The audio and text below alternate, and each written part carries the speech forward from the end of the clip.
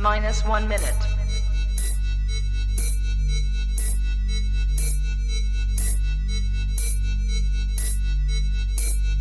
T-minus 50 seconds.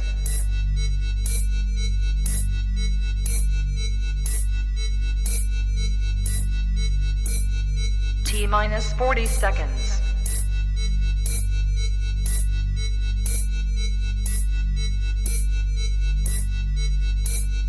T-minus 30 seconds.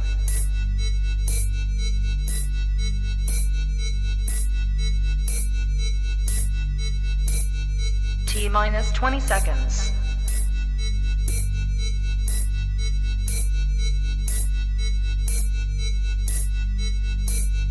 Ten, 9, 8, 7, 6, 5, 4, 3, 2, 1, 0. Own it, own it, own it, Kong. I own it. It did. Women's Wrestling Talk, the #1 women's wrestling show on the planet.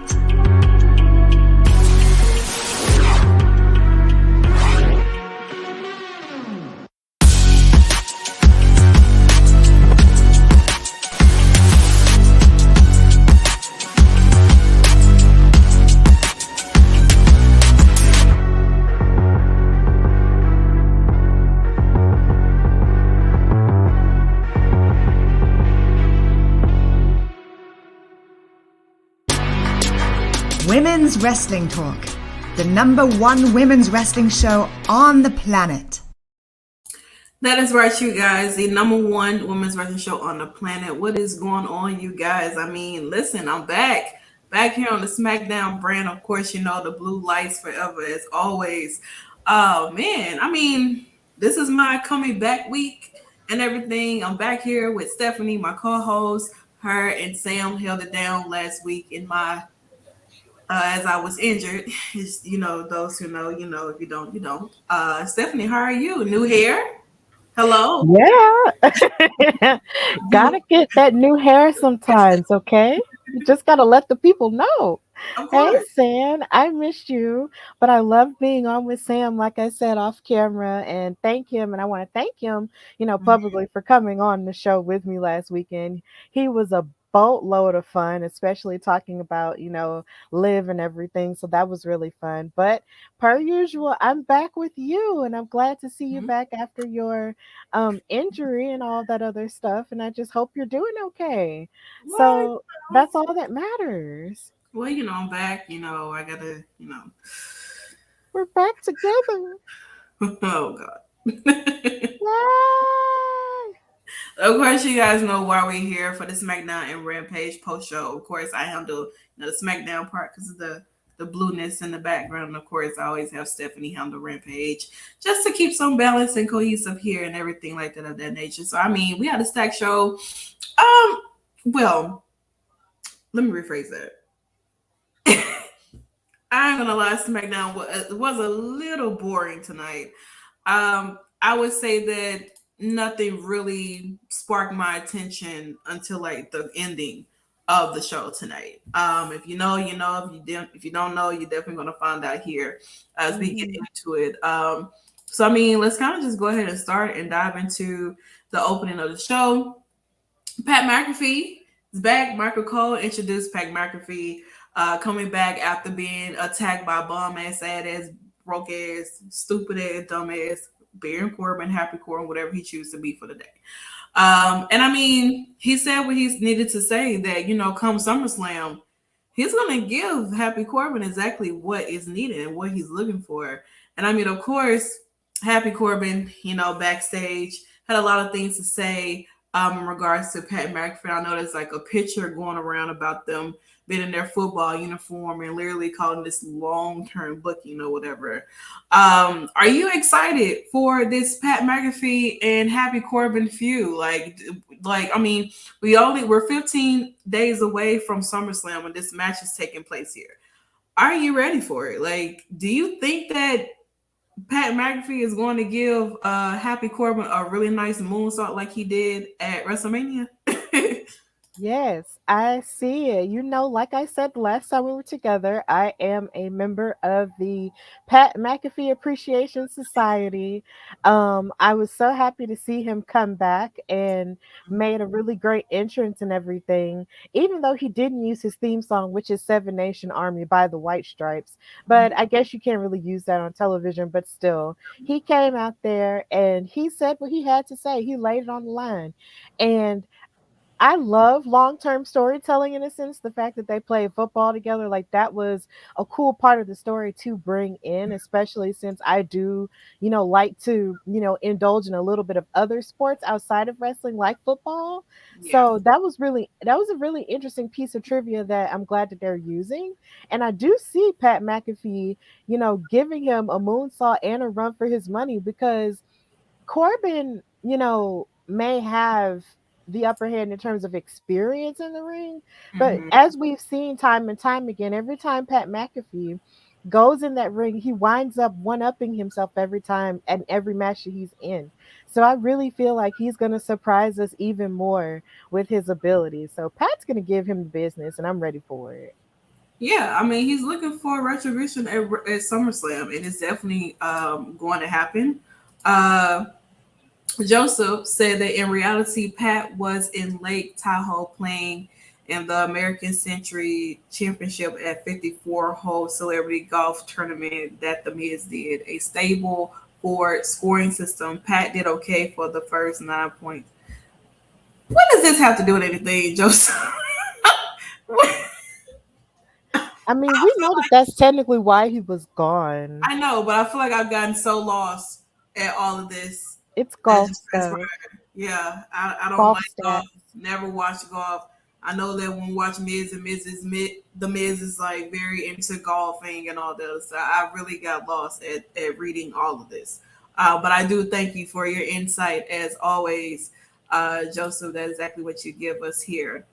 I Uh, wish I wish my late grandfather was here to explain this to me because there's so much that I don't know about golf, but he really would have broken it down for us if he were here, but it's okay. I still would have felt like I went. Okay. I don't know what this means, but I appreciate you trying to explain it to me. Thank you so much. As we move on to trying to explain some things, I mean, this is like, you're disappointing your father. Oh my And goodness. this is the look that you have to get before you get toe up in the store because they told you to put that down and not come in here and touch anything. And you go in Hmm. there and you touch something, and they just told you once we get out of the store, that's your ass. Just so you know that. But of course, Ludwig, Gunther didn't want to do his, open Intercontinental Championship like opportunity last week, of course.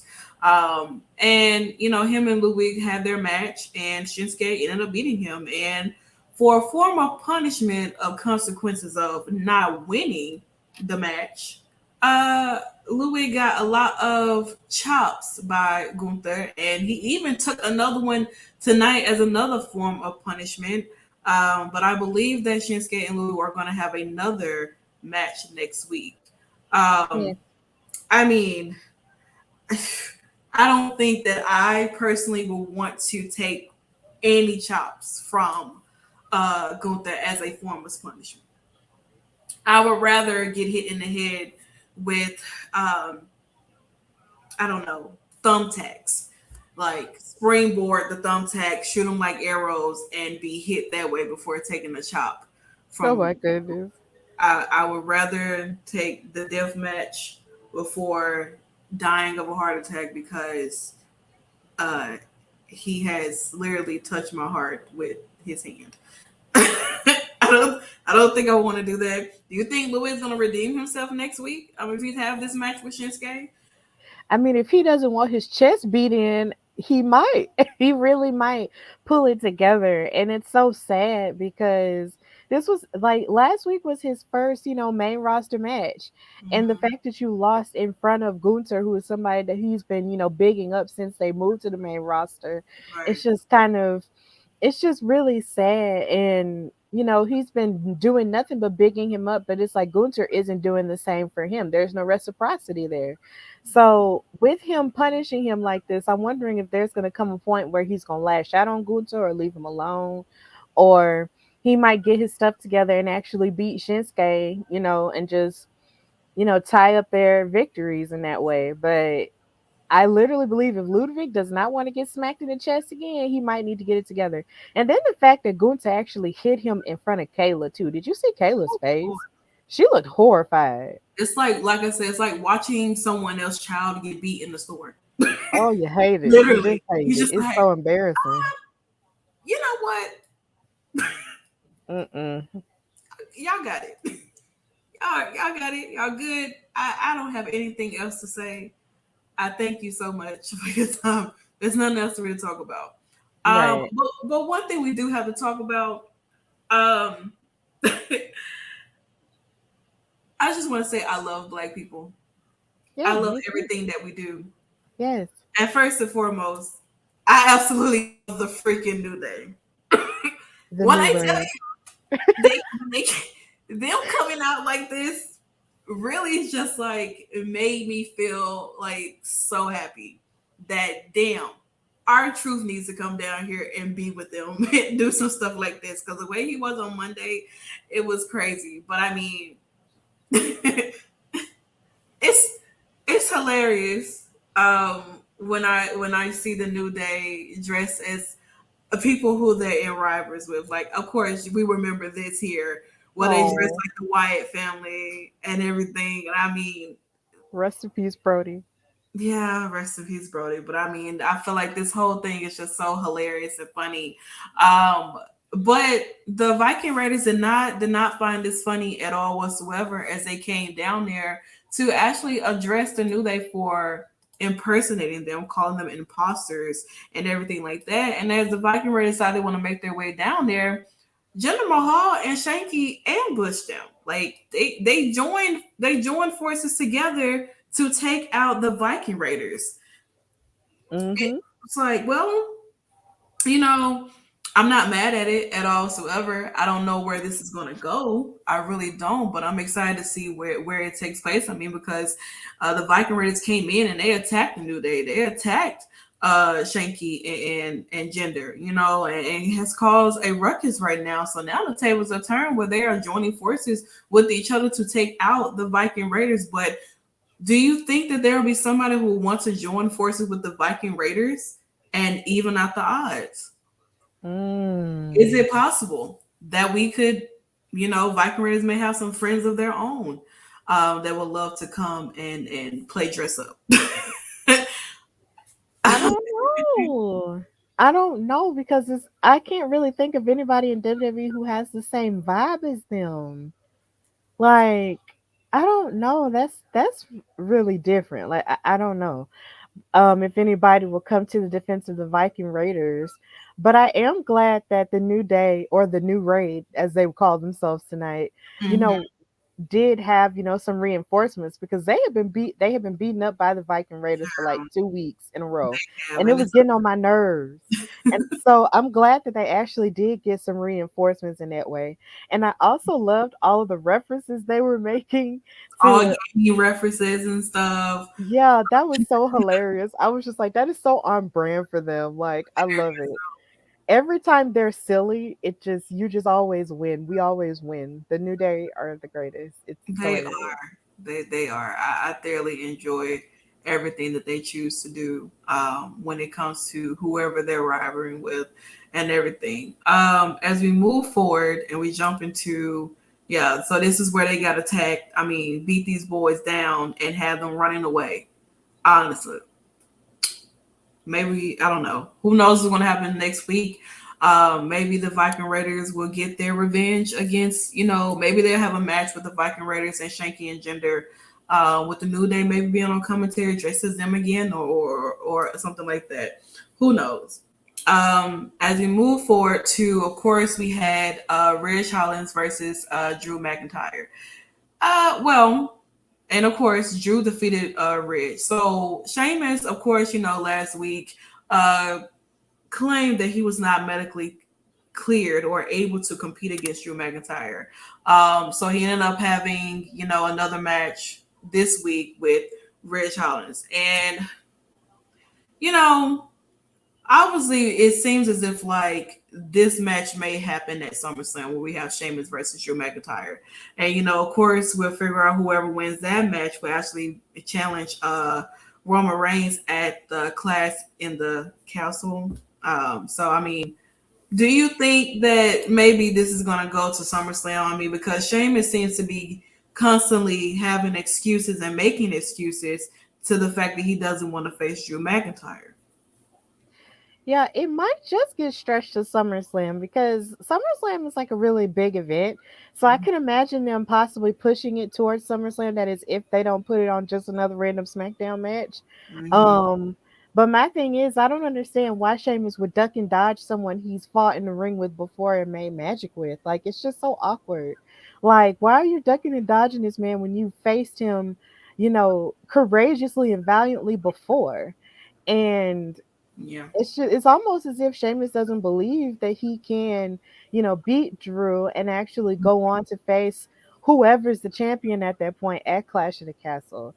And like him ducking and dodging just doesn't make sense. But I do kind of see them possibly stretching it towards SummerSlam because I'm pretty sure they're gonna, make that show as big as it possibly can be. Oh, of course. Yeah, it's one of the big four. So if they stretch it out till then I can imagine. So yeah, I can imagine it.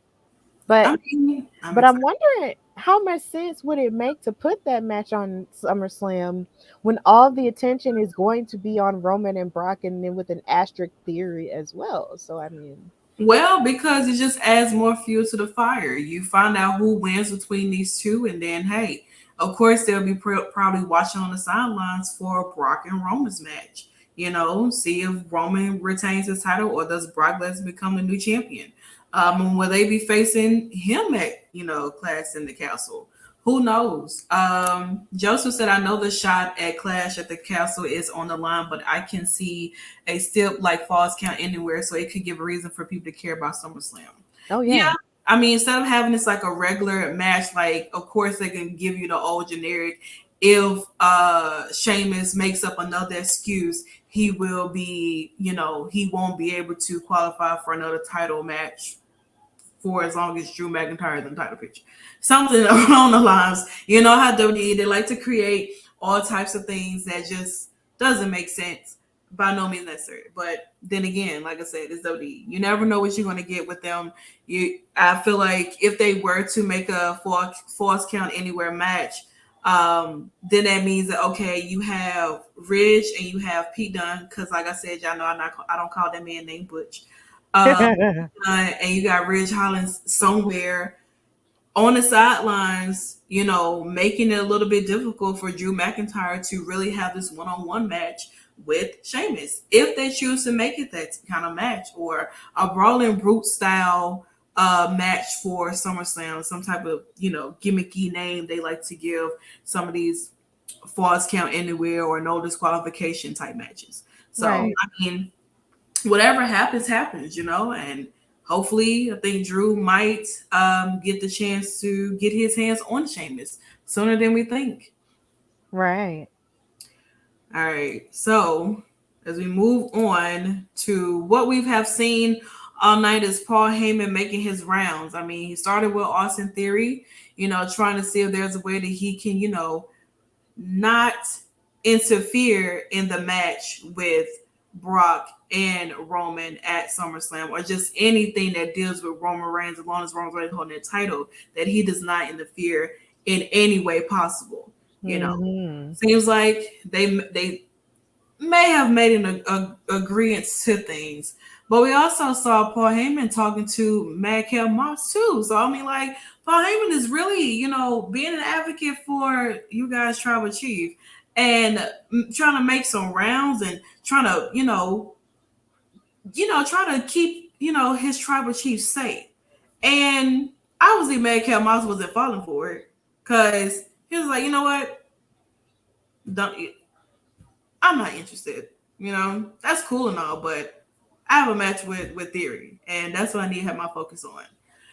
I don't know. I think, Paul Heyman making these rounds and everything, trying to recruit some people, trying to keep them from doing whatever it is to harm his tribal chief or the bloodline or ruin their type of legacy. I mean, what did you think about Paul Heyman talking to someone who's holding the Money in the Bank briefcase like that? It's funny. It's funny how that happened. Mm-hmm. This is gonna make sense. I'm gonna make it make sense. Today I was listening to the Jobber Tears podcast. Please listen to them if you haven't gotten a chance in the chat. But Janelle from HR was actually talking about a theory that she had about theory. And Paul Heyman possibly throwing Roman and Brock up under the bus and actually running off with Theory and helping him cash in on either one of them at SummerSlam and possibly going off with Theory to be this new advocate for this brand new star, and making him champion. Because that's something that Paul Heyman is really famous for. He's famous for bigging up the future of the wrestling business as he sees fit with various people like Curtis Axel or CM Punk or RVD in the past. So it's just interesting when he walked on the screen with Theory and he was trying to wheel and deal with him, because Janelle said that, yesterday, and I was just like, oh, look at that. Like, that could be a possibility. But Theory was kind of like, he was acting like he really didn't want to hear it per se, because he feels like, luck and him having the Money in the Bank briefcase is on his side. But I can't blame Papa Paul for trying to wheel and deal on behalf of the bloodline, because of course that's, the advocate, the wise man's job. But you just have to wait and see. Even though Madcap Moss wasn't necessarily trying to hear it either, it's like it's still open-ended. So either one of them could, say or accept his deal, or they could not. You never really know, because it's open-ended. So, but I like it. I like it because Paul Heyman is the GOAT and he knows how to sell anything. So I'm here for it. I think it's great. I can tell you what I wasn't here for. My God, it scared the hell out of me. His shoulder Jesus scared Christ. me too. I was just like, is he okay? I don't know, but ever since he lost that posing thing with Bobby Lashley, he's really been trying to win over the crowd. I don't know if maybe this was a way to kind of impress Paul Heyman a little bit more by showing like, look, I got the guns. Look at me. I look like something. But, of course, Madcap and Theory had their match tonight, which, of course, as you can see, oh my God, Samantha's face, like, oh my God, I can't believe this in front of me. I wish Samantha was going through it tonight. I really wish I had a clear shot of her face so that I could really see how she was just like, oh my God, this is really happening in front of me.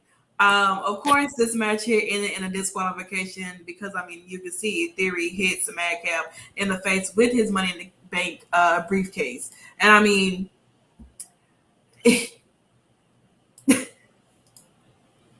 what are we doing here?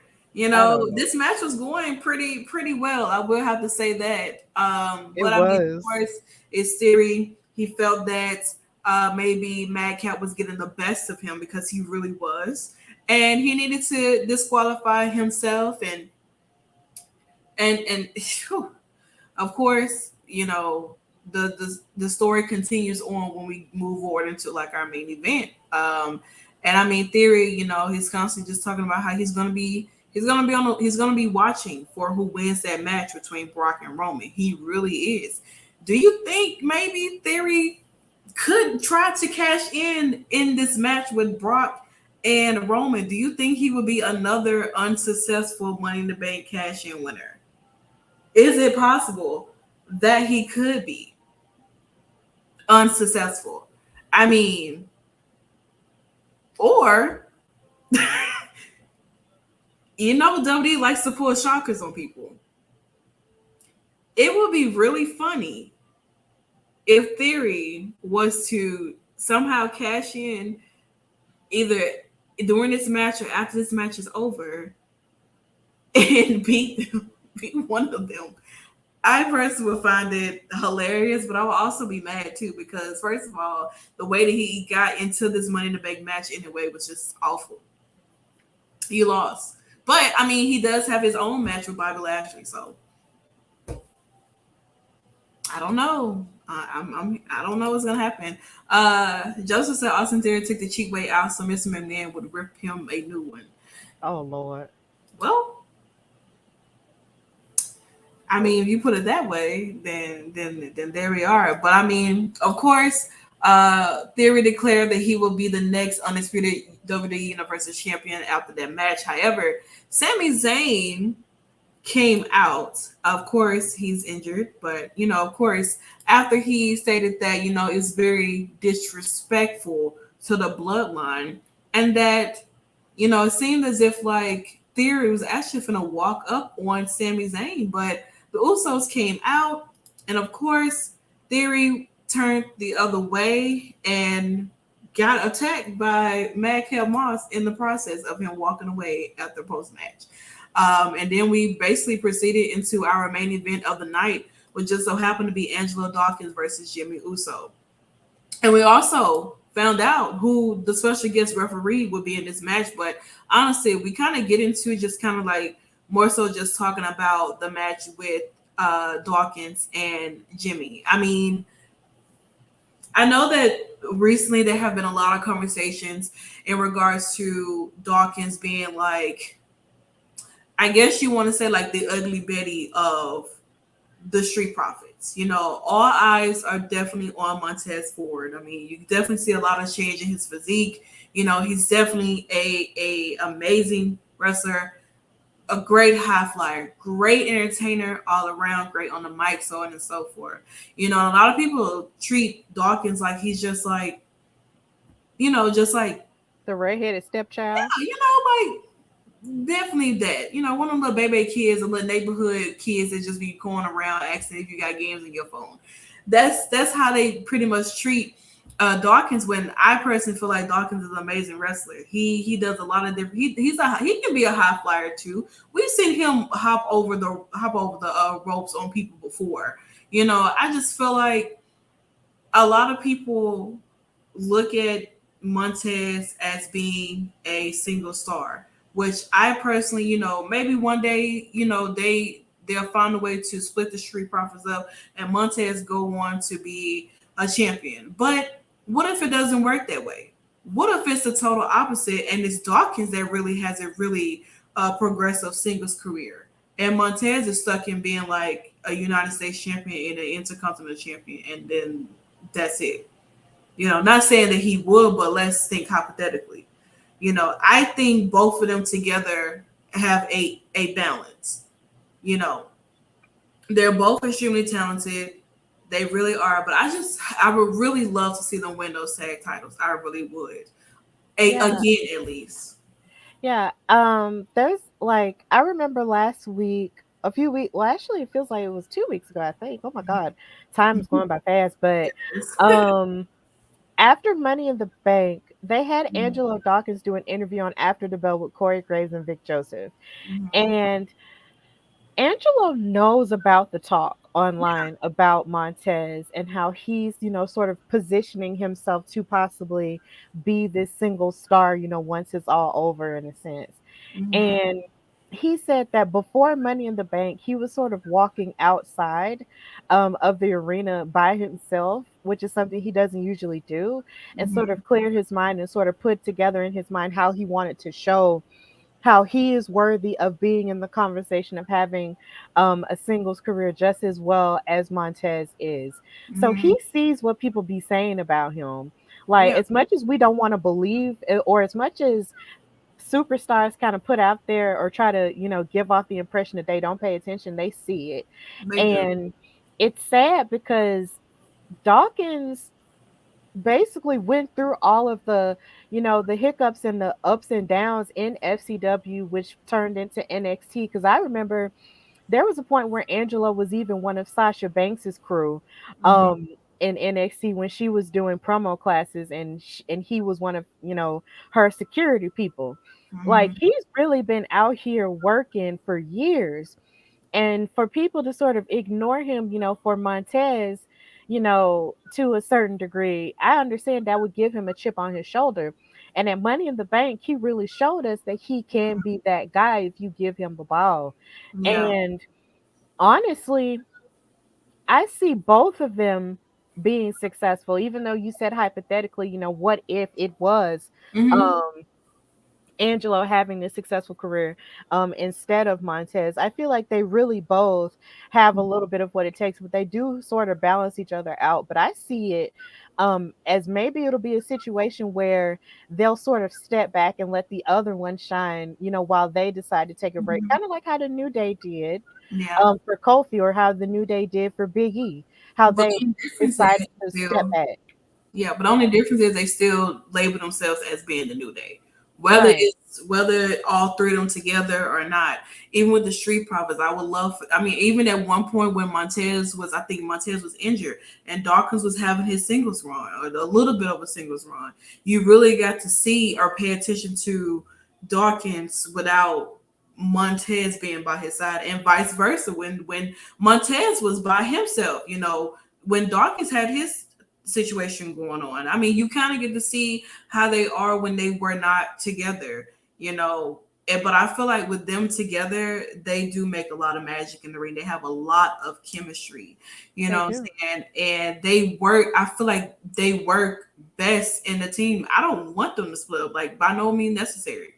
Isn't Mm-mm, I don't either. feel like it would really benefit either of them if they did. Nikki said they shouldn't separate at all. That would be dumb. People think Montez is going to be shot to the moon. I don't feel like that's going to be the case at all. That's valid. But also we really don't necessarily know what could transpire. I mean, the Usos never broke up. What I'm saying? Right. Although Jimmy had his injury and Jay was pretty much on his own doing his single run and stuff like that. And he did a Um, good job. he did. So I mean, nobody's ever walking around and saying, "Oh well, the Usos need to break up." No, because they're brothers. And okay, the Hardy Boys broke up. Okay, Right. Britt and Owen had they in all of the Tail family had their own situations going on. What Right. I'm saying? There are a lot of and stuff like that. I just feel like even with the New Day, I think that there was some points where they felt like, Big E needs to leave the New Day since he's a champion now. Need to stop acting like, Mm-mm. he's still a part of the New Day. He's gonna always be a part of the New Day. Either all three of them, even if all three of them were champions amongst them own self, they would still be the New Day. They treat it as a brotherhood, and that's what it is. A lot of people, I think you guys hate the fact that when they have black wrestlers together as a tag, y'all always want to try to split them up. But when it's a white counterparts, y'all want them to be together forever. Like, no divorce, no separation, no sleeping in the different beds. Oh, Why Jesus. can't we have the same thing for black wrestlers? Like, they're at the top of their game. They're finally getting some kind of push and being involved with the Usos, which I said I've always wanted to see the Street Profit and the Usos do something together, even how they did with the New Day too. It's just more so of all like, can we still stop the whole? I know that we're used to seeing WWE break up tag teams a lot. You know, Yeah. what if they break them up and then they put them with a bunch of two other random people? That's not going to do anything for them. Then you're going to be even more mad at the fact that, well, they should have never broke them up. This is what you wanted. Stop speaking things into the universe that you really know that you don't want, and you're not going to get what you want. So I say let them stay together and you cut the shenanigans. But Dawkins ended up defeating Jimmy Uso. After the ref took a nasty bump, refs, I don't know, y'all need to be like Aubrey. Cause baby, Aubrey take a bump, but she get right back up. She does not say Right. so y'all need to take some techniques from Aubrey, to be honest. But yeah, so I mean Dawkins did pick up the win. Basically similar to how the Usos picked up the win at Money in the Bank because Jimmy's shoulder was Mhm. up. So I mean, Mhm. it's adding more to this story. And of course, as the two teams were like kind of in each other's faces or whatever like that's gonna have it out. Adam Pearce comes out and he announces that WWE Hall of Famer WWE Hall of Famer, Tennessee's own Jeff Jarrett is going to be the special referee in this match with the Usos and the Street Profits. And I think that this is amazing. I think that is great. I know a lot of people thought that maybe it was going to be Solo Sequoia or maybe even Sami Zayn. No, we got Jeff Jarrett being the special guest referee. What do you think, Stephanie? Were you expecting Jeff Jarrett like at all? I was not. And my prediction was based on sentimentality. My prediction wasn't even Sammy or Jeff or anybody else except Naomi though. So yeah, Wow. my heart is still missing her. And Wow. then them being in Orlando, Florida didn't make it any better Ah, either.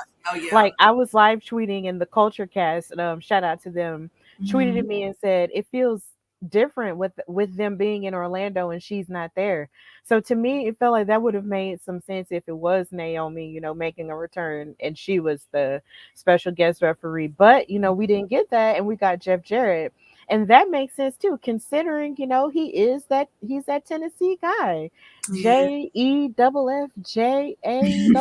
JEFFJARRETT, and the founder of Impact Wrestling. Like, yeah, that's cool.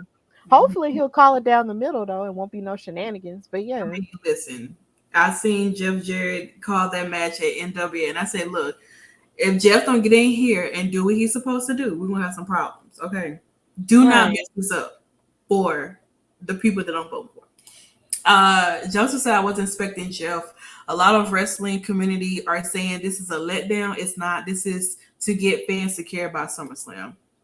I mean, of course, why not have someone who's a native be your referee? And Right. with Naomi, of course, I think it would have been great this has been perfect to have Naomi here on SmackDown for her being in Atlanta, her hometown. But we know what's going on. It is what it is. God But bless her. yeah, it's toxic environment. Don't make me Um, cry. oh God. I miss her. I just miss her and Sasha so much, and my eyes burn from not seeing them. Well, you know, yeah, here we are with what just so happens to be uh our SmackDown. Wanted to move on because of course, oh my goodness, Tiff. I'm sorry. It's just hard, Santana. My goodness. So what else is not going to be hard is that the Beast is back next Friday in Boston, Massachusetts. Oh wow, Sasha's hometown. What are we doing? We leave Naomi's hometown. We go to Sasha's yard. You guys are trolling with them. You are trolling. Okay, but the Brock Lesnar will be back next week. What can we expect once Stephanie stops crying? What can we expect from Brock Lesnar coming back to Friday Night SmackDown? He is gonna have a lot to say. This is like almost the last week before we would be going into SummerSlam. So what are you expecting Brock Lesnar to do? Do we think him and Theory gonna have another interaction together? I feel like he's just gonna probably just curse Roman out some more and destroy things like he does and just be Brock Lesnar all the time at when he's there. So yeah. Well, it wouldn't be Brock if he didn't do what he needs to do. And then, of course, as we move forward, Yes. Maximum Male Models will be previewing actually giving us their 2022 beachwear collection, and we will be meeting Maxine Dupree for the very first time. And of course, and honestly, if we're doing prediction wise of who Maxine could be, if it's not Jenny from NXT UK, the fashionista, then it better be this Maxine here, the OG Maxine. If you don't know, go to NXT, way before NXT was a black and gold brand. This is where the rookies and pros took place. And if it's not this OG Maxine, then it has to be Jenny from NXT UK. She's the fashionista. She has to be a part of this. It's a must that she's Maxine. If she's not Maxine, then who the hell could it be? I don't know. It's kind of hard to choose, who could be Maxine. I just, because it's just like NXT UK and NXT 2.0 have so many women. Mm-hmm. And it's like a lot of their, mainstay women are, in storylines on NXT. So it's just like, it's hard to predict who is going to be. Yeah. Joseph thinks that, he obviously agrees. I think it's possibly going to be Jenny Couture. She hasn't been seen since November on NXT UK beating Amal. Yeah, that is true. So, I mean, I would love for it to be her. I hope that it's her. But if not, OG Maxine, I would love for you to be there. I really would. And last but not least, never mind. We got to get into the women because there were a lot of women stuff happening. Yeah. Lacey Evans, just I don't know. Like her last week, of course, there was supposed to be a tag match with Lacey and Aaliyah and Shotzi and Shayna, but it didn't transpire because Lacey decided she wanted to do her entrance 3 times in a row because the crowd was just not feeling her. She got booed at Money in the Bank. And so, I mean, now she's on this heel run where she gave the women's right to Aaliyah last week, and now she's supposed to have a singles match. And it didn't happen this week. Lacey just felt as if, like, you guys do not respect her. She fought for this country for you guys, and this is how you repay her. This is how you treat her. So now she just, I don't know. I don't really know what there is to expect from Lacey. Is that she's getting on my nerves, but she was refusing to have a match. Send her to catering, I feel like the thing that disappoints me about this in terms of Lacey turning back to this, entitled woman, is just the fact that, yeah, you rose above, all these things, and yet you had all these accomplishments, for the United States Marine Corps, and you rose above, hardships and stuff like that. Mm-hmm. But at the same time, that does not entitle you to anything.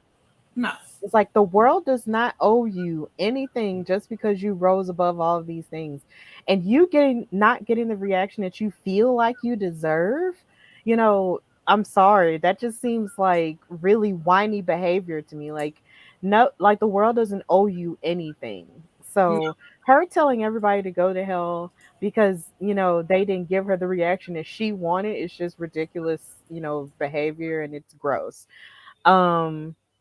So yeah, and I feel like Aaliyah just deserves more at this point because she deserves to fight, with Lacey. Lacey not fighting is just ridiculous. Like, fight. Like, we came to see you fight. Just come on. But she doesn't want to do that. So she doesn't. And it doesn't, and honestly, it doesn't even make any sense. It's just like, girl, listen, you fooled a lot of people when you came here. And what did I tell y'all? I told y'all that Lacey was gonna come out here. She was gonna be all, patriotic and fight for your country type thing. And then she's gonna turn around and say, forget all of y'all. I don't care about any of you. Y'all can leave me alone and never talk to me ever again.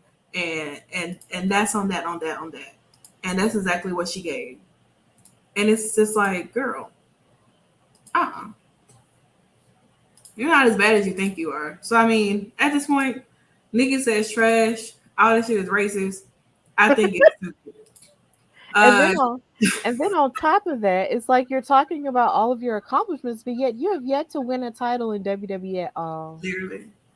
Literally. No title. Joseph says she thinks her shit don't stick or stink. Just make her the sassy Southern Belle and let's call it a day. I mean, she could just not be the sassy Southern Belle because Jesus Christ, no one, as a person who is from the dirty South, that's just not a thing. Like, that's not even a thing anymore. Like, it's not a thing. It's not a thing. Just drop that too. Just be, if you're gonna be evil, just be evil and just stand in it. Don't be a Southern Belle, because nobody does that or call. That's dead. It's dead. I wish you let this go. Nikki says she likes Aaliyah. I think Aaliyah's alright. So I don't know. Maybe Lady Sevens will fight next week, or maybe she'll come out and give everybody another speech. As we move forward into what we're talking about, our last one's a match here on SmackDown.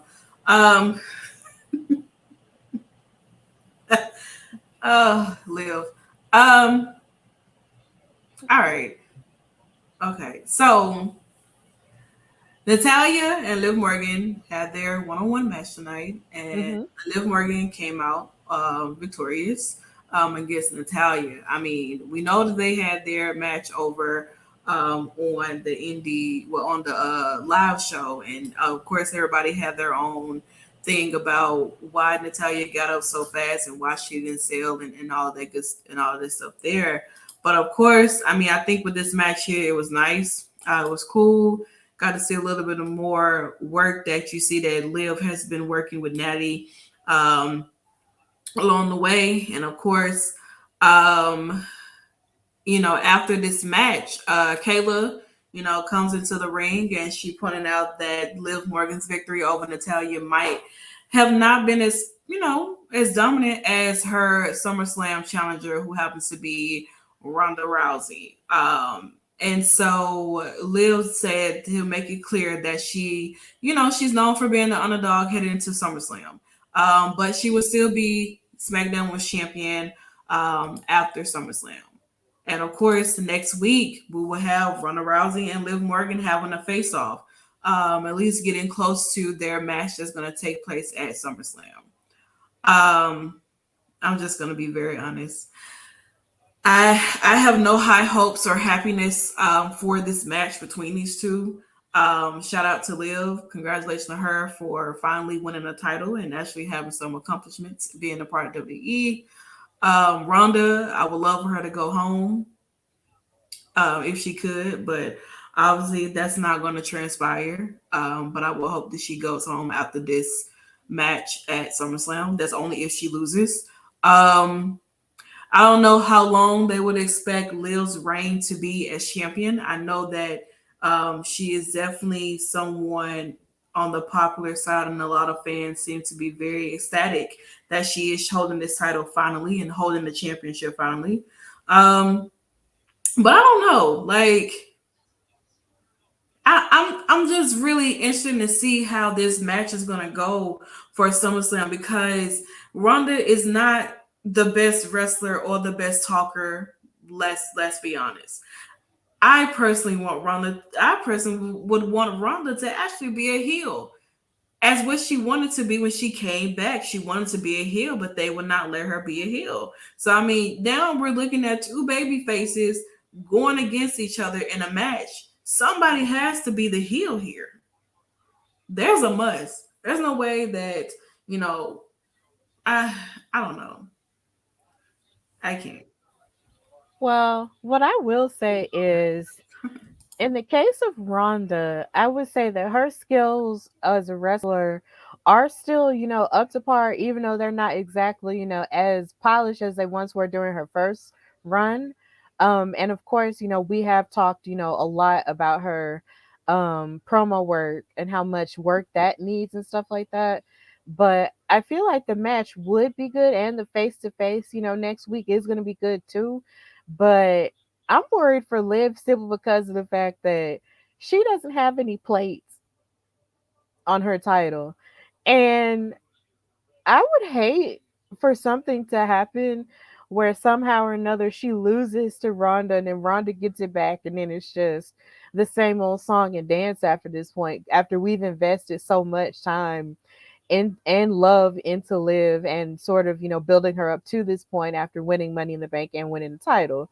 So it's just kind of like, oh my God, I'm just really scared, because I don't want Liv to lose, because she just won, and I just don't want her to be the transitional champion, as some people, actually saying online that they feel like she is, because she's worth more than that. She's worthy of being a substantial champion for maybe more than a few months, for more than a few weeks. Like, she has that.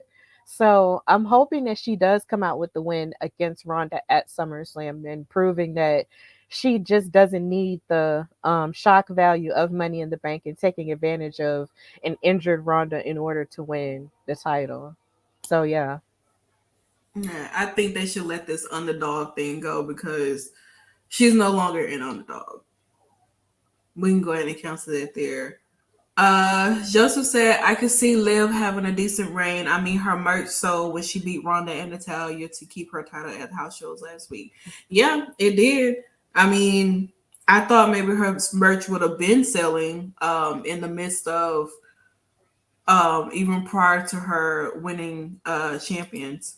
I think Ronda. I think some people forgot Ronda is still trying to get her feet back. She came back 11 weeks after having her baby. Most would take maybe 13 to 14 months off. Nikki said, child anyway, so cute year. Decent is crazy.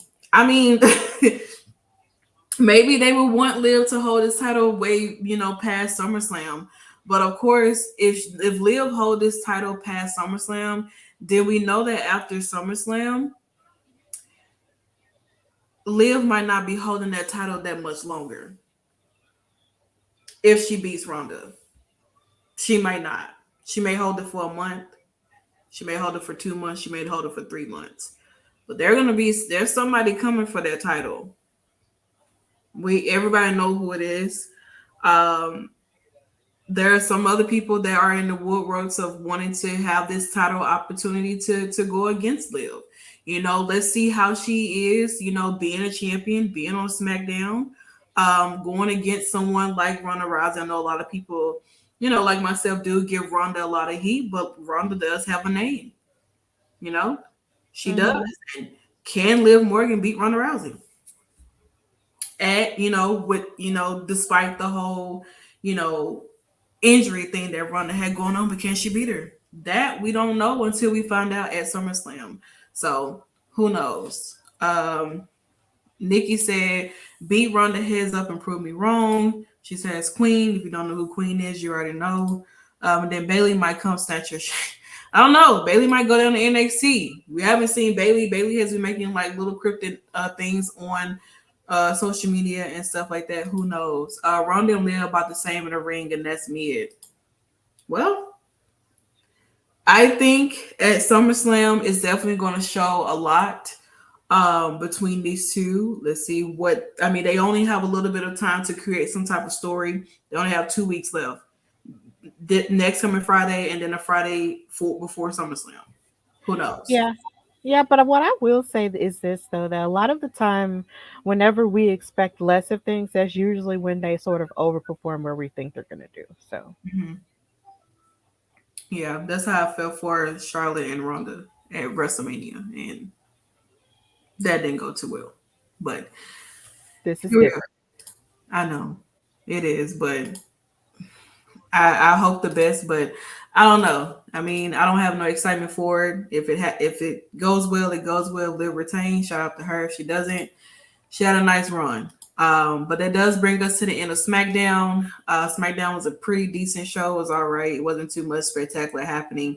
So first we'll find out next week what transpired with other matches. Will Ludwig have his chest still? I hope so. Yeah. Because I feel like mine just caved in. We move on to Rampage, of course. This is where I let Stephanie do her thing here. Yeah, so Rampage, this is Fighter Fest week 1. So they're going on with more of the Fighter Fest festivities that started Wednesday and continued on tonight. So of course, it started off with the Dark Order's John Silver and Alex Reynolds versus the House of Black. That's Malachi and Brody King, who continues to scare me every time I see him. So this match was pretty good. Of course, usually, it's like, even though I'm not necessarily as familiar as to why Dark Order and the House of Black is fighting.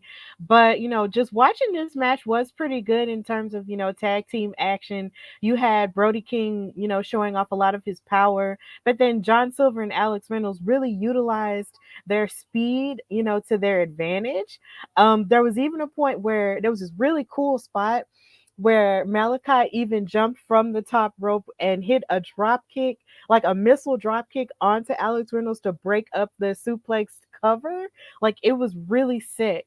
But yeah, like, it was just like it was a really good match, honestly. I enjoyed it. But as it turns out, the House of Black wound up coming out with the win. But as they were walking off or whatever, they were attacked by Darby Allin, who jumped from the tunnel out of the dark. Like, it was so funny. Like, he jumped out of the tunnel, out of the dark, out of nowhere, like a bat, like Tony Schiavone said, and started beating up on Brody King because, of course, they got their beef going on and they're gonna fight Wednesday. And then Sting came out to assist Darby Allin, and him and Malachi had a standoff and they were staring at each other and they were making it seem like they were gonna fight each other, but it didn't happen, and they both walked back to their separate tunnels after it was over. And a part of me wondered, like, bro, if Sting was in his prime, could he take on in his prime Malachi Black? Like, could that happen? I really feel like that would be sick. Tell us in the comments if you would enjoy an in his prime Sting versus a Malachi Black, and who would win? Who do you think would win that match? But it was really good. Like, it was a really, solid start to Rampage. And then they also said it's their 50th episode too. So congratulations to that, because 50 episodes, woo, that's cool. So yeah, it was a really solid start. Child, I think Sting now would be giving Malachi back a run for his money. Like, Sting is already, Sting still dies off things now. So he must got some good knees, because there's no telling what Sting can pull out the arsenal. But I did think this was a good match to start off with these four gentlemen. I mean, I live for House of Black. I live for Malachi Black. And honestly, if this was to happen as of right now, like if they were to go into a feud, I would not be mad at it. Me neither. The Battle of the Darkness. Yeah, but here's the thing, though. I do have another question involving the one woman that was out there. That's Julia Hart, right? Mm-hmm. Yeah. What else does she do per se? Besides just be out there? Because she was just standing out there looking really creepy. And then after it was over, it's like she was clapping and she looked very dead faced, and I was just like, is there something more that you're supposed to be offering Julia at this point? She's soulless. She doesn't have a soul. She's just there, she's there for happy. Okay. She has no soul. Literally, her soul was drained. Literally, she lost an eye and now she got one back, sort of. And I mean, I live for the whole darkness look. Like, it's still her little cheerleader gimmick, but it's like a dead cheerleader. Like, that's how it looks to me. But I mean, she does great on dark. You really get to see a different side of her on dark. She's more vicious and everything when she have her matches. So I mean, who knows? I mean, I'm digging her being in the part of House of Black. I will say that. Okay.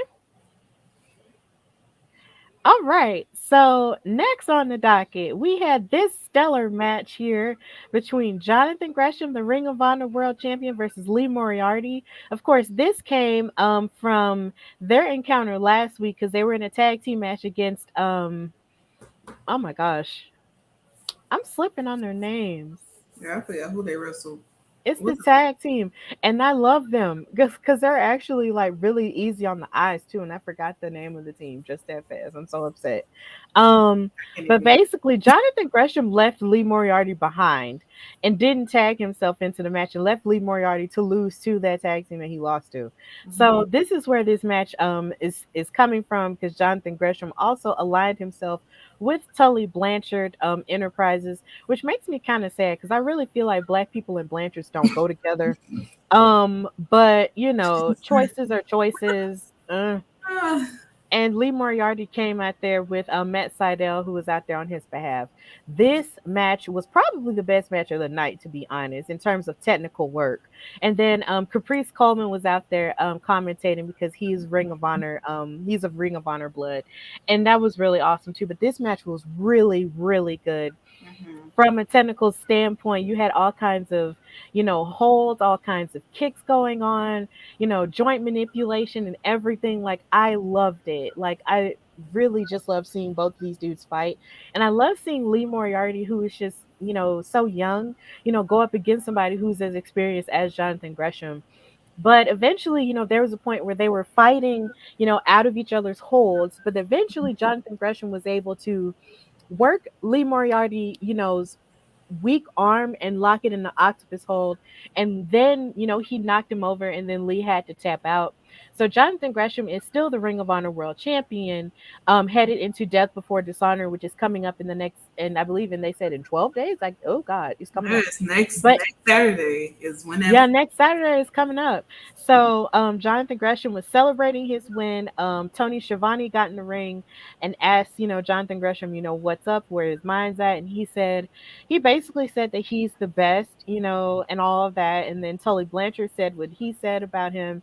But then he was basically saying that no one was prepared to challenge him, right? But then out comes Claudio Castagnoli, aka Cesaro, well, formerly known as Cesaro as well, coming out to challenge him. And later on, they announced that at Death Before Dishonor, it's going to be Jonathan Gresham versus Claudio Castagnoli for the Ring of Honor World Championship, which is, they said, is a title that Claudio has never held. So that's going to be interesting. If you are interested in Death Before Dishonor, please support Ring of Honor in that way because they have really good wrestling even still. So that was really a really good segment and a really stellar match. It was really great. It was literally match of the night. I'm not even gonna lie. Lee Moriarty, I've seen a lot of his matches, and him and Jonathan have like the chemistry was crazy. Like you said, the way they was trying to counter each other towards the end of the match was like, I was like, oh my goodness, this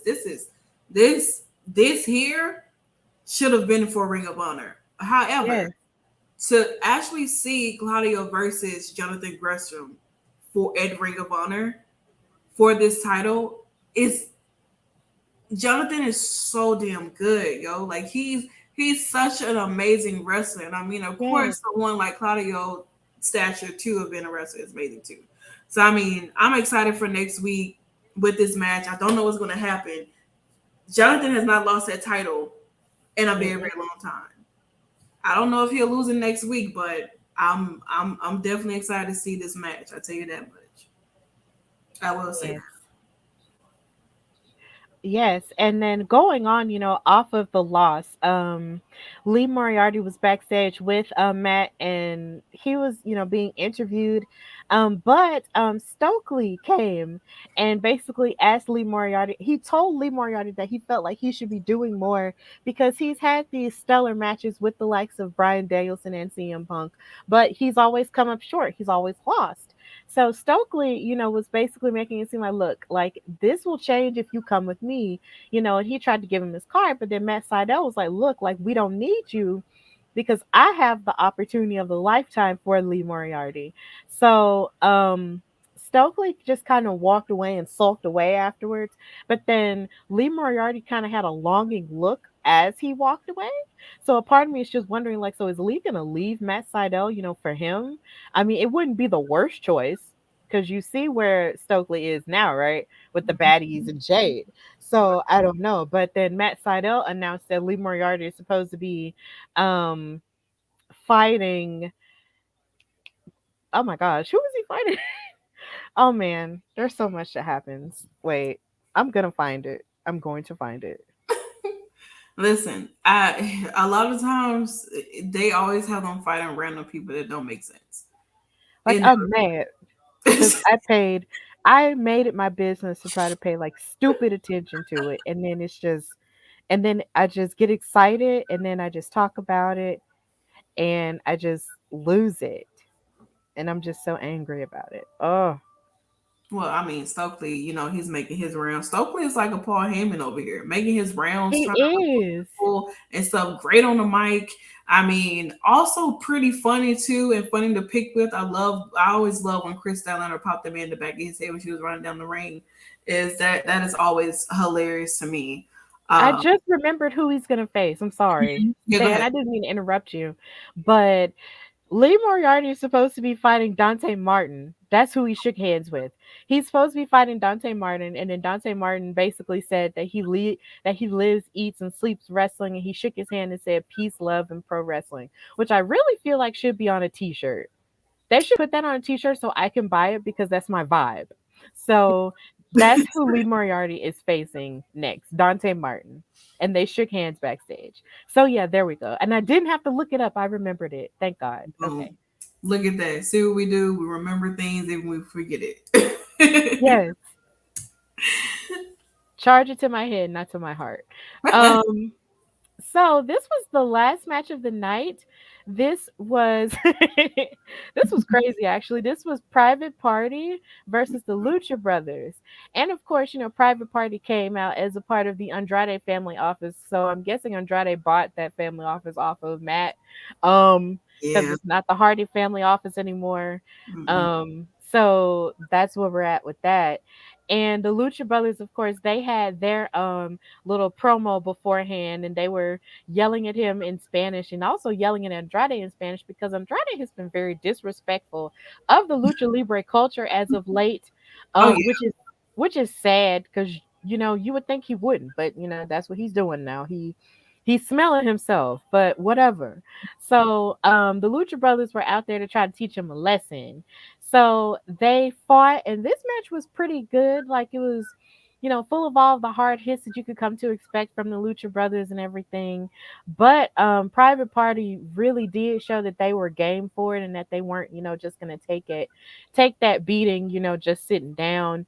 They were very impressive with it. But the Lucha Bros came out with the win, even though Roosh came out, who was one of Andrade's associates via Ingobernabres. But I know that's right.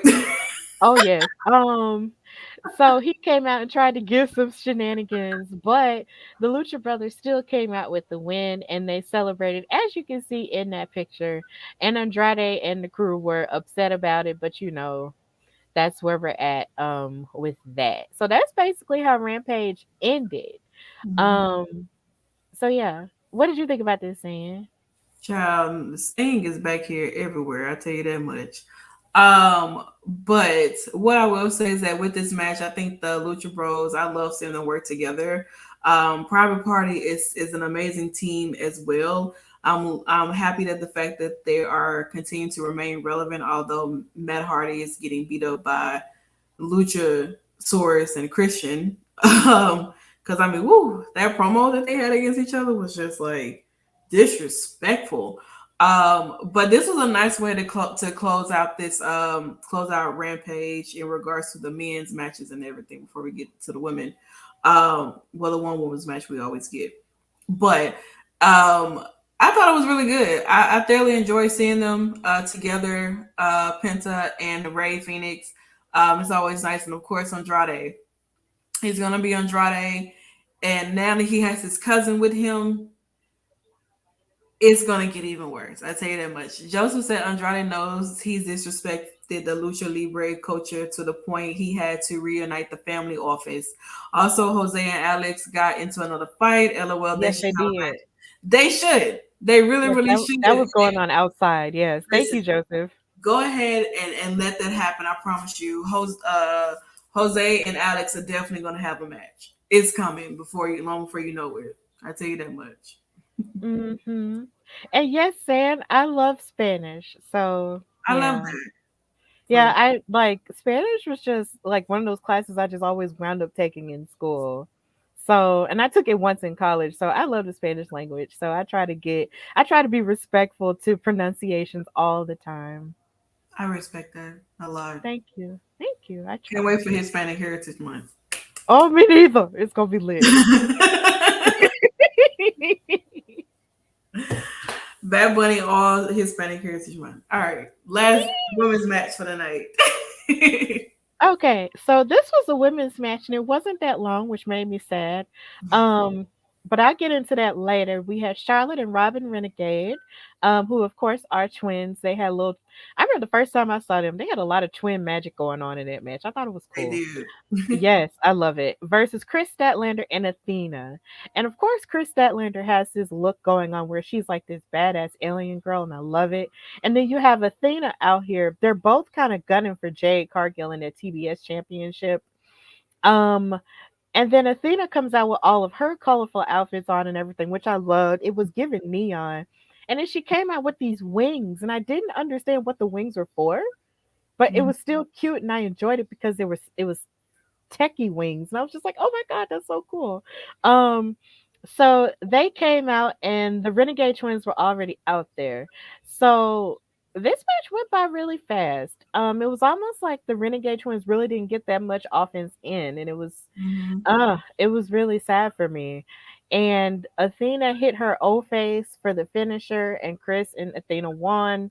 And even after they won, and even before they won, they put the camera on the baddie section, and Layla Gray was out there. And then one of the baddies was actually one of my former guests of the Hardy Wrestling podcast, Amber Nova, who has been featured on AEW Dark and NXT a couple of times as well. And it was just so cool to see her in the baddie section. So shout out to you, Amber Nova.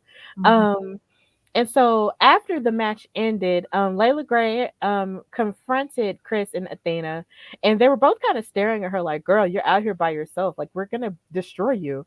And they proceeded to try to throw her around the ring or whatever. But then you had Jade and Kiera Hogan run to her rescue, and they, all started fighting. And Jade did this really sick throw onto Athena. Like, she grabbed her and swung her around and slammed her. And I was just like, dang, Jade, you've been practicing.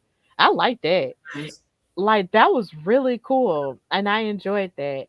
And they basically, just fought each other, and then Chris and Athena were just, standing in the ring after it was all over. And then for some weird reason, Layla Gray and Kiera and Jade were arguing back and forth with each other or yelling for some reason, and they broke it up. Stokely broke it up, and finally, just it got them to cool down after it was all over. And that was pretty much it. And it sucks because out of all of the things, it's like, I really feel like they could have cut maybe half of the Gun Club and the Acclaim stuff and given the women more time to fight. Because this match just wasn't enough for me to see what Charlotte and Robin had to offer, against Chris and Athena. Like, it just wasn't enough. And it's really sad because this is a newer company, and you feel like this newer company should, offer more in terms of their women's wrestling. But, as we say multiple times here on this show and other platforms, when it comes to AEW, they fall short on their women's wrestling a lot because we feel like it's not prioritized enough by their leadership, and we'll just leave it there. And it's sad because you have these talented women on here, who probably want to do more, but then it's just they're given the least amount of time, and they deserve way more than that.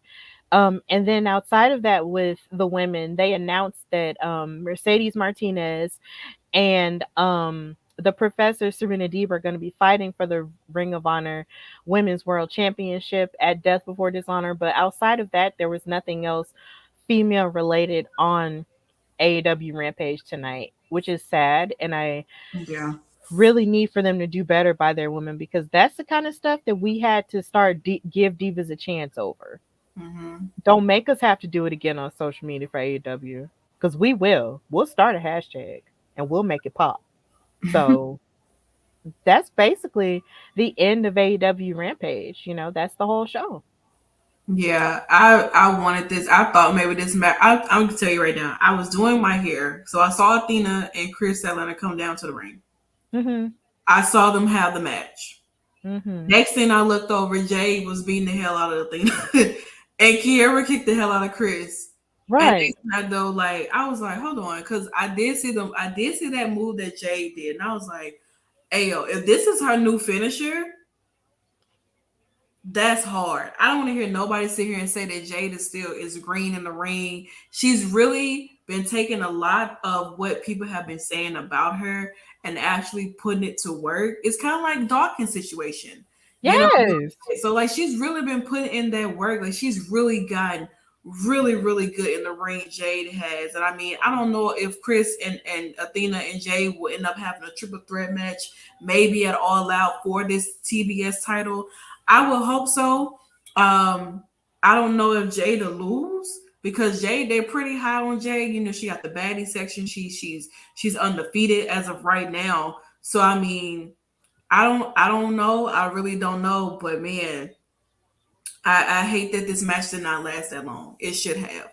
It should have went longer than expected. But of course, when your main priority is pleasing men, the women don't matter.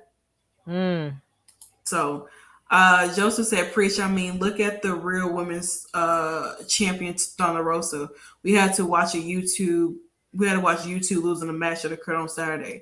Yep, Thunder Rosa did have a match, but they did show it on Monday during dark, and she ended up losing. And it's just like, what is it? I forgot who the girl name was, but it was like a Joshi wrestler that she lost to, and it was just like, man, this is your champion. look at the screen. This is your champion. And you're gonna stick beside her because obviously you don't have anything else for her.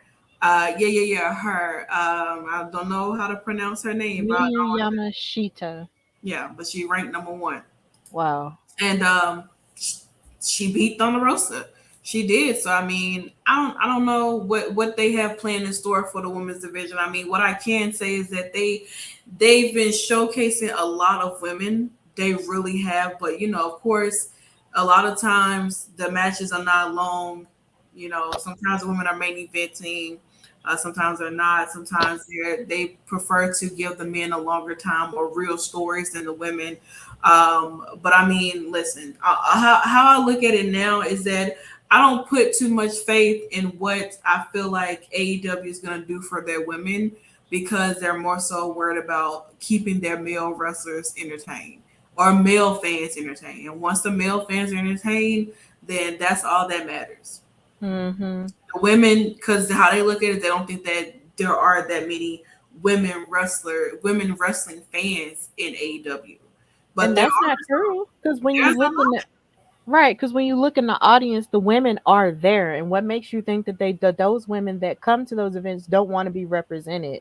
Yeah. Like it's almost like they sort of look at the women there and think that the women just came just because they're men like wrestling. No, women like wrestling too, by ourselves, you know, without the influence of a man. Mm-hmm. So if you don't do anything to cater to that female audience, then that just shows you that you're just, you know, short-sighted and you really need to check yourself. Because we are here. We do watch the product. So talk about it every week. A lot of time on social media, there's women talking about it on different shows. There are a lot of women that are in the audience, although sometimes I feel like I don't even see women in the audience because I always see a lot of men sitting in like the hard camera section. Where unless you go around to like the outskirt or whatever, you kind of get to see the women on like ringside on the other side or something like that. But I don't know. Like I said, I don't put too much faith in AEW. I just sit there and I just watch the product. It is what it is, what happens. Because I mean, a lot of times, you know, it takes a moment for them to think that, okay, well, you give us one woman wrestler and you push her to the moon. Then that's all you get. Then this is what we're supposed to have and care about. And honestly, it's like we're just talking to a bunch of brick walls because they're not listening. Anything discussed about women is kind of like quick answer to the point and move on. And right.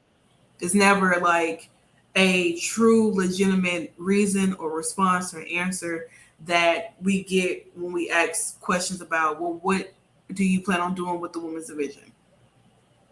We get the same response every time, nothing new. It's the same thing. And honestly, just like if I just look at it as like, well, if you feel like what they're doing is not good enough, then go where you feel like women are really being treated the way that they're supposed to be treated. Can't really rely on AEW because they're one of the next bigger platforms or bigger promotions outside of WWE, you know. So I don't know, but it is what it is. And that basically brings us to the end of our post show, you guys. I was gonna say Raw. I mean SmackDown and Rampage. You're on so many, San. You have no idea. And it starts all over again Monday. So just give you guys a quick rundown. So of course on tomorrow, Saturday, maybe Easter time for a lot of you guys, still Central for us here. So tomorrow, of course, we don't have a show, but you guys are welcome to go back and watch the WT Live news that's been going on. There's been week 2 weeks of WT Live happening with a lot of different Black podcasters, a lot of different podcasts and different hosts from their own platforms coming over to, provide the news, their own opinions. You get the chance to meet some new people that come over to your platform and try to run you out. But, we shall see one day. Of course, on I got beef for everybody. I got feuds with everybody. Moving on to Sunday. Sunday, of course, is Turnbuckle Glam. But of course, it's all Shakers, me and Nikki, and of course, one half of the Dynamite Dolls, Al, will be in the building. We'll be discussing looks. Hope you guys are ready for that. And then, of course, it's all over again Monday. You start with the news.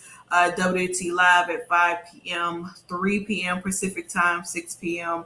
Eastern Standard Time. And then we go down to Raw with, of course, the Salt Shakers taking over Mondays as usual, 10:30-ish Central. Of course, on Tuesday, we'll be back again with the news. We have news every day, Monday through Thursday at 5 p.m. Central Time, 3 p.m. Pacific Time, 6 o'clock Eastern Time. Well, that's a lot of numbers to keep up with. And then, of course, Tuesday is Ms. and Mrs. with, of course, me and Nikki at 11:30 p.m. Central. Wednesdays, it is AEW Dynamite, so make sure you guys tune in for that.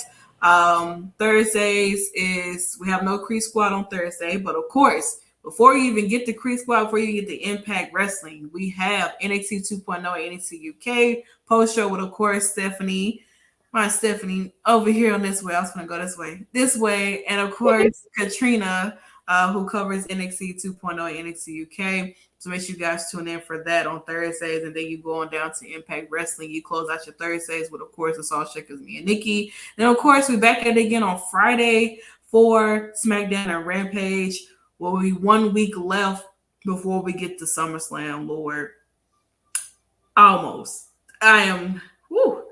It's coming. It really is. And I hope you guys are prepared for it. I hope you guys are ready. But Stephanie, let everyone know where they can follow you and find you up and keep up with you. Yeah, well, thank you guys for watching it with us and for going through and, just being with us every Friday night. Like, thank you guys so much. You guys can follow me, your girl Stephanie Hardy, on Instagram and Twitter at Queen Steph Hardy. And of course, listen to the Hardy Wrestling Podcast everywhere you get your podcasts. And also follow the YouTube channel, the Hardy Wrestling Podcast. Listen to all 100 episodes because my 100th one did come out 2 weeks ago. I'm taking a break because, I deserve one. So, and I just need to, chill out and feel a little bit more inspired before I start, the next 100 episodes. So basically just go back and listen to all of the ones that I have done and just thank you guys, for supporting us and supporting me and supporting San and just, supporting the brand. Like, thank you guys. We love you. Well, Stephanie loves you. I don't love none. Yeah, I love you. Okay. I don't love none of y'all. San is cold world. I don't love none of y'all. Cold world. Sorry. I mean, listen, it's blue back here, so I'm in a cold world.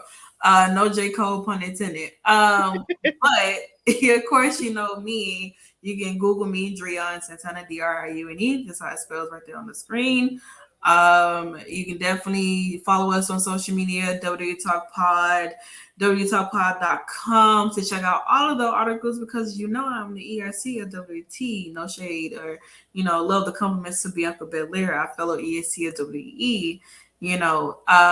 But yeah, make sure you check out our websites, make sure you check out our articles, things like that. We got a lot of things coming up. SummerSlam is coming up weekend, where we're going to have a post show for SummerSlam, and Stephanie is joining the Salt Shakers. So I hope Stephanie is prepared, because it gets a little rowdy when you got two heels on the shows. I mean, oh Lord, you're working with one of the biggest heels as of right now. I am one of the biggest heels in women's wrestling talk history. Nobody is a bigger heel than me, and if they are, they haven't met me yet. But once again, as always, thank you guys so much for watching, and we will see you guys next week. Well, you'll see me on Sunday, but next week for both of us on Friday nights. Yeah, and also be sure to follow us everywhere. On Instagram and Twitter at WWTalkPod. Check out the website, www.talkpod.com, and check out our merchandise, and all of the above. Just check out everything we've got going on. Subscribe to our YouTube channel and our Twitch channel. Mm-hmm. So thank you guys for joining us on Women's Wrestling Talk, the #1 women's wrestling show on the planet. Oh, good night. Women's Wrestling Talk, the #1 women's wrestling show on the planet.